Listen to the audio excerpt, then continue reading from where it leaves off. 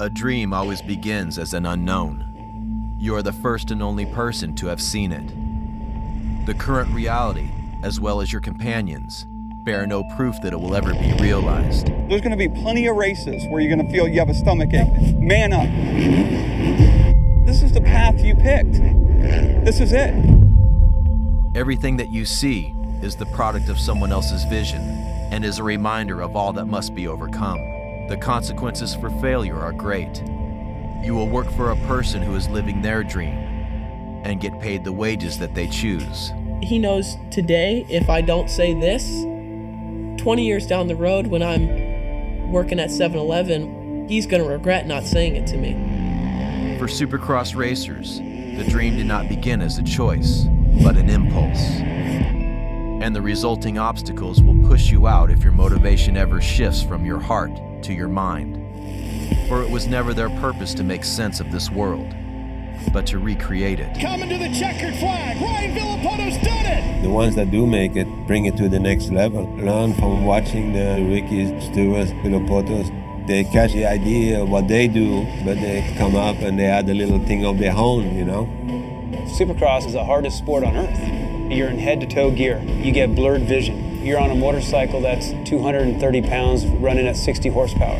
That aspect plus maneuvering that motorcycle on changing terrain. Every lap they come around, it's different. Ruts are getting deeper, bumps are getting bigger. You have 20 other riders on the gate that are going all over the place.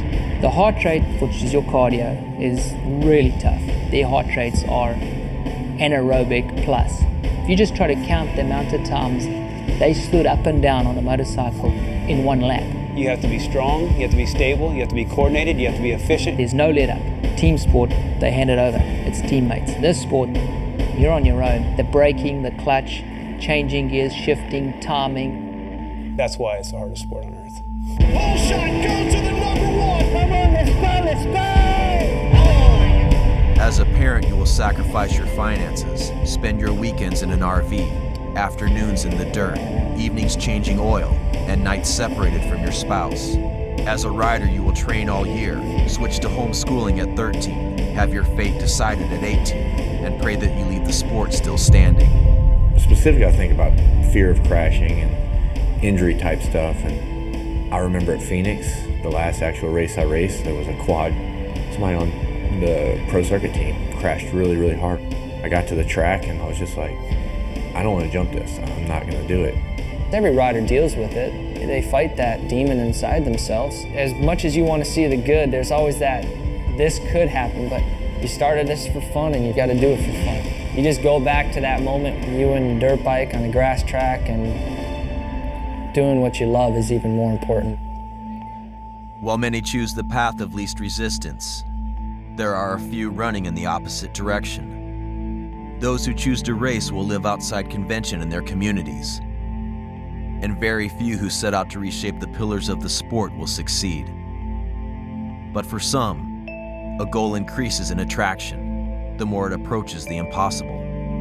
I like being in something that's really hard. This is really hard to do. You're trying to beat the best people in something. We're still looking for the wins, the person that can come on these bikes for us and get us a championship. We're still looking for that.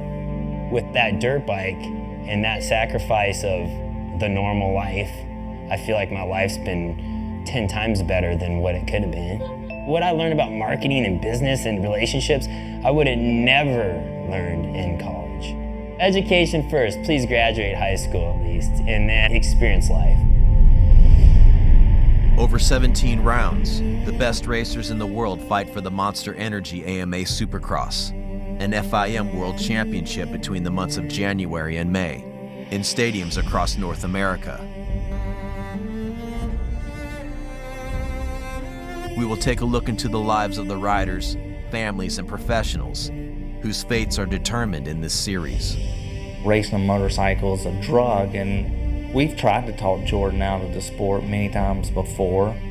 We'll buy a boat.